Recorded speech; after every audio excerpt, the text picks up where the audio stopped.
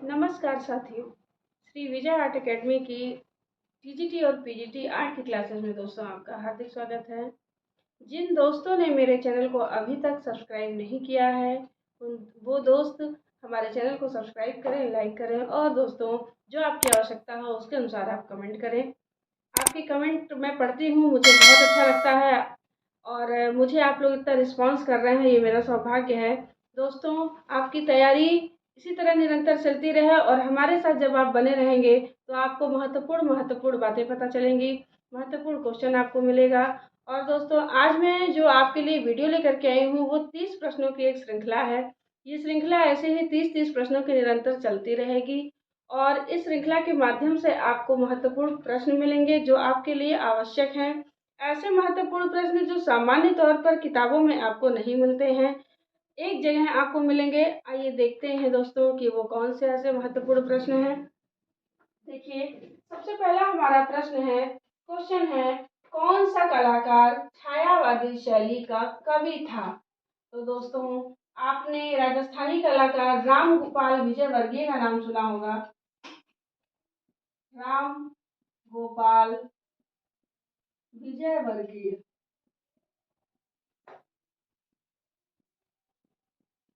दोस्तों ये कलाकार होने के साथ साथ छायावादी शैली के कवि भी थे। इनकी एक अनूठी रचना है दोस्तों, गीतिका। गीतिका है और इनकी 77 कविताओं का एक संग्रह है जो बोधांजलि के नाम से जाना जाता है। ये राजस्थान के एक बहुत महत्वपूर्ण कलाकार हैं। अगला हमारा प्रश्न है दोस्तों, ताजमहल पर किस ग्रंथ की कैलीग्राफी की गई है? दोस्तों कैलीग्राफी का अर्थ होता है सुंदर अक्षर लेखन। तो जो ताजमहल की इमारत है उस पर दोस्तों कुरान की आयतें लिखी हुई हैं। इस प्रश्न का हमारा उत्तर है कुरान की आयतें लिखी हुई हैं।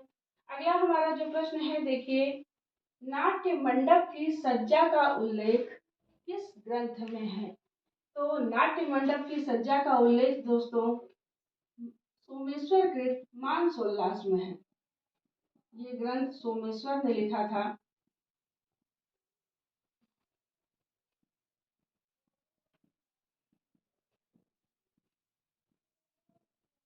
एक प्रश्न में आपको दोस्तों कई प्रश्नों के उत्तर मिलेंगे। आइए देखते हैं, अगला प्रश्न हमारा है कि मकबरों का काल किसे कहा जाता है? तो मकबरों का काल कहा जाता है लोदी वंश को। लोदी वंश। अगला हमारा प्रश्न है, आइए देखते हैं, पोर्टल ऑफ गॉड किस शैली को कहा जाता है? मुझे उम्मीद है ये प्रश्न आपको कहीं भी नहीं मिला होगा, लेकिन ये प्रश्न है, पोर्टल ऑफ गॉड किस शैली को कहा जाता है? तो दोस्तों राजस्थान की एक शैली है जो कृष्ण भगवान के चित्रों के लिए ज्यादा जानी जाती है। इस शैली का नाम है नाथ द्वारा। नाथ द्वारा शैली। इसे नाथ द्वारा शैली जो कि भगवान कृष्ण से ज्यादा रिलेटेड है, भगवान कृष्ण के पीछे पिछवाड़ी चित्रण किया जाता है, इसीलिए इस शैली को पोर्टल ऑफ गॉड के नाम से जाना जाता है। अगला हमारा प्रश्न है, first lady of the lens किसे कहा जाता है दोस्तों? तो इसका उत्तर है होमी व्यावाला। होमी व्यावाला। दोस्तों जब आप YouTube पर कोई वीडियो देखते हैं और उसमें जब आपको पढ़ाया जाता है तो आपको चाहिए कि आप उन सारे प्रश्नों को नोट कर लें, क्योंकि जब आप उसको रिपीट करते हैं, रिवीजन करते हैं और अपने दोस्तों से उन प्रश्नों को डिस्कस करते हैं तो वो क्वेश्चन क्या होते हैं वो आंसर आपको याद हो जाते हैं। अगला हमारा जो प्रश्न है आइए देखते हैं, राजस्थान के माइकल एंजेलो किसे कहा जाता है? माली राम शर्मा को। राजस्थान के माइकल एंजेलो कहा जाता है दोस्तों माली राम शर्मा को। अब आइए देखते हैं, रचनात्मक कलाकार किसे कहा जाता है? तो रचनात्मक कलाकार दोस्तों कहा जाता है रविंद्रनाथ टैगोर को।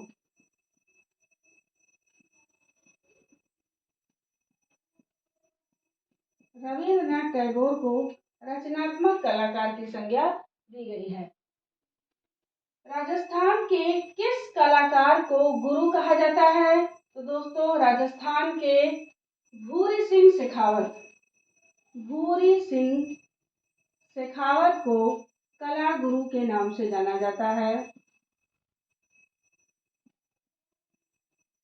इन सभी कलाकारों को दोस्तों, कलाकारों के ऊपर मैं वीडियो लेकर के आऊँगी, फिर इनके बारे में उसी में आपको डिटेल से बताऊँगी।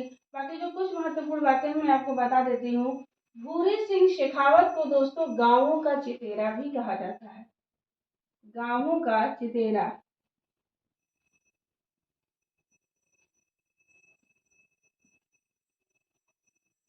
अगला हमारा प्रश्न है, आइए देखते हैं। सेन मोशाय नाम से प्रसिद्ध कलाकार, यानी सेन मोशाय किस कलाकार को जाना जाता है? तो सेन के नाम से तो कई 3 कलाकार हैं हमारे पास। एक है ललित मोहन सेन, दूसरे पारितोष सेन, तीसरे हैं वीरेश्वर सेन। ऐसे सारे ऑप्शन आ जाएंगे तो आपको लगाना मुश्किल हो जाएगा, इसलिए आप जान लीजिए कि सेन मोशाय कहा जाता है दोस्तों वीरेश्वर सेन को। वीरेश्वर सेन को सेन मोशाय के नाम से जाना जाता है। अब अगले हमारे जो कलाकार हैं, अगला जो हमारा प्रश्न है दोस्तों वो है, किस कलाकार को प्रयोगात्मक कलाकार की संज्ञा दी गई है? तो वो कलाकार हैं गगनेंद्र नाथ टैगोर। इन्हें प्रयोगात्मक कलाकार कहा जाता है, गगनेंद्र नाथ टैगोर।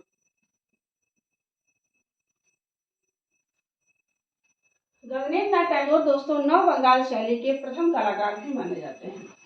अगला हमारा जो प्रश्न है वो है, कला रत्न नाम से किस कलाकार को जाना जाता है?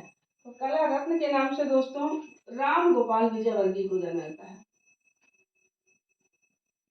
राम गोपाल विजयवर्गीय।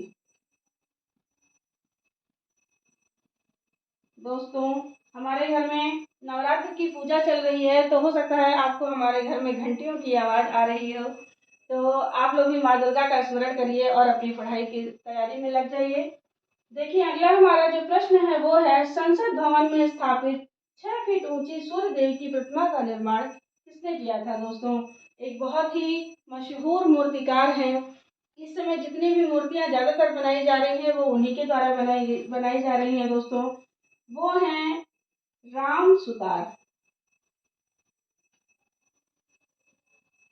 अभी राम सुतार जी के द्वारा अयोध्या में बहुत बड़ी लता मंगेशकर की स्मृति में वीणा बनाई गई है, और राम सुतार ने ही भारत में स्टैच्यू ऑफ यूनिटी का निर्माण किया था, और संसद भवन में 6 फीट ऊंची सूर्य देव की प्रतिमा का निर्माण भी इन्होंने ही किया था। दोस्तों आइए जानते हैं कि राम सुतार के गुरु का क्या नाम था। तो राम सुतार के जो गुरु थे वो थे राम कृष्ण जोशी। राम कृष्ण जोशी। इस वीडियो को देखने के बाद सारे प्रश्न आप नोट कर लें, सारे उत्तर याद कर लें और एक बार फिर से पढ़ें और अपने किसी मित्र के साथ इन प्रश्नों का डिस्कशन करें। दुनिया की सबसे बड़ी जटायु की मूर्ति दोस्तों किसने बनाई? तो ये मूर्तिकार हैं, ये जो जटायु की मूर्ति है वो केरल में स्थित है, केरल में स्थित है और इसे बनाया था राजीव आंचल ने।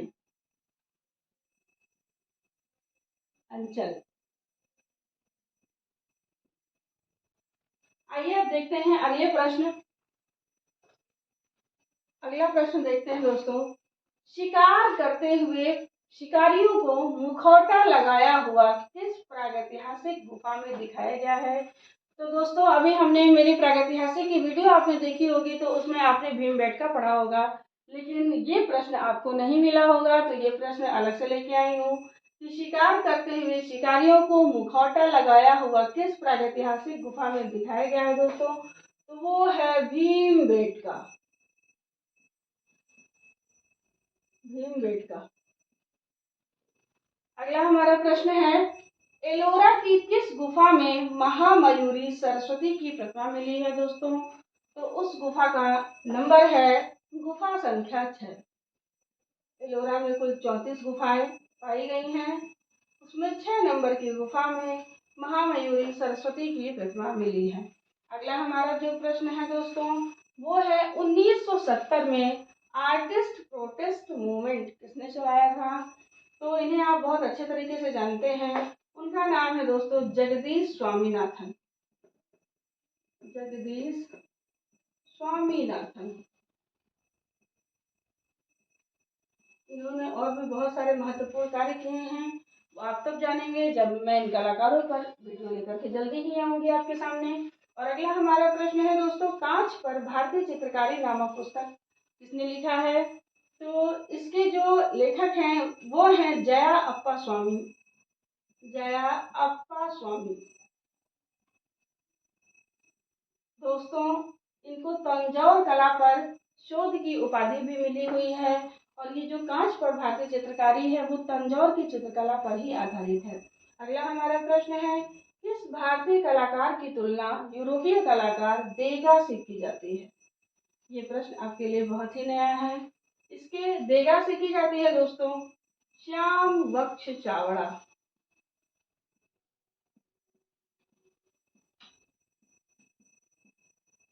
और अगला हमारा जो प्रश्न है, आइए देखते हैं, एस बालाचंद्रन किस विधा में पारंगत हैं? तो एस बालाचंद्रन दोस्तों वीणा में पारंगत है, वीणा में। और आइए देखते हैं अगला हमारा जो प्रश्न है वो है, माइका पेंटिंग क्या है? तो माइका पेंटिंग दोस्तों जो अभ्रक पर चित्रकारी की जाती है, अभ्रक पर चित्रकारी को ही माइका पेंटिंग कहते हैं। अभ्रक पर चित्रकारी दोस्तों कंपनी शैली में की गई थी, उसको कहते हैं माइका पेंटिंग। अगला हमारा जो प्रश्न है वो है, सिटी पैलेस का निर्माण किसने करवाया था? तो सिटी पैलेस का निर्माण दोस्तों ईश्वरी सेन ने करवाया था। ये राजस्थान के राजा थे ईश्वरी सेन, जयपुर के। इन्होंने ही सिटी पैलेस का निर्माण करवाया था। आइए अगला प्रश्न देखते हैं, किसे संबद्धता का सिद्धांत कहा जाता है दोस्तों? तो जो हमारे 6 अंग हैं, षडंग जिसे कहते हैं, उसमें जो प्रमाण होता है उसे संबद्धता का सिद्धांत कहा जाता है।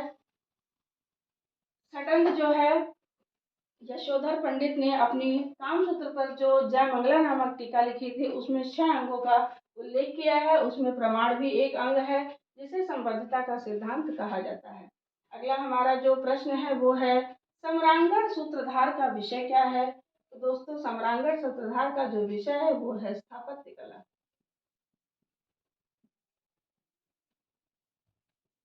अगला हमारा, सम्रांगण सूत्रधार दोस्तों भोज के द्वारा लिखी गई रचना है, भोज ने लिखा था सम्रांगण सूत्रधार। अगला हमारा जो प्रश्न है ये देखते हैं, भारत की पहली प्रशिक्षित कला क्यूरेटर कौन है? तो दोस्तों अब इनकी हो गई है मृत्यु अभी जल्दी ही। इनका नाम है अलका रघुवंशी। ये भारत की पहली प्रशिक्षित महिला क्यूरेटर है। आइए अगला प्रश्न देखते हैं, भारत में कागज का पहला प्रमाण किसके शासनकाल में देखने को मिलता है दोस्तों? तो उस समय खिलजी वंश का शासन था, और अलाउद्दीन खिलजी के शासनकाल में, अलाउद्दीन, क्योंकि आपसे शासनकाल पूछ रहा है दोस्तों, तो अलाउद्दीन खिलजी के शासनकाल में कागज का पहला प्रमाण देखने को मिलता है। अगला हमारा जो प्रश्न है देखते हैं, जब मूर्तियों को देखकर अभ्यास किया जाता है तो वो क्या कहलाता है? उसको कहते हैं दक्ष स्टडी। दक्ष स्टडी के नाम से जाना जाता है। तो हमारे सामने मूर्तियां रखी हों और उसको देख करके हमको पूरे स्ट्रक्चर का अभ्यास करना हो, तो वो जो अध्ययन कहलाता है वो होता है दक्ष स्टडी। देखिए अगला प्रश्न दोस्तों, अग्नि पुराण में कलाकार को क्या कहा गया है? अग्नि पुराण में कलाकार को कहा गया है योगी। योगी कलाकार को कहा गया है। अगला हमारा जो प्रश्न है वो देखते हैं, देवी गंगा की मूर्ति शिल्प किस गुफा से प्राप्त है? तो देवी गंगा की मूर्ति दोस्तों एलोरा के गुफा संख्या 21 से प्राप्त है। गुफा संख्या 21 से मिला हुआ है दोस्तों। हमारे दोस्तों हमारे साथ वीडियो में बने रहिए। इसी तरह आपको 30 प्रश्नों की कई श्रृंखला आपको मिलेगी, तमाम सेट आपको मिलेंगे जिससे आपकी तैयारी पे असर पड़ेगा। आप हमारे साथ लगातार बने रहिए। हमारे चैनल को लाइक करें, सब्सक्राइब करें और अपने दोस्तों में शेयर करें और अच्छे अच्छे कमेंट भी करें। नमस्कार।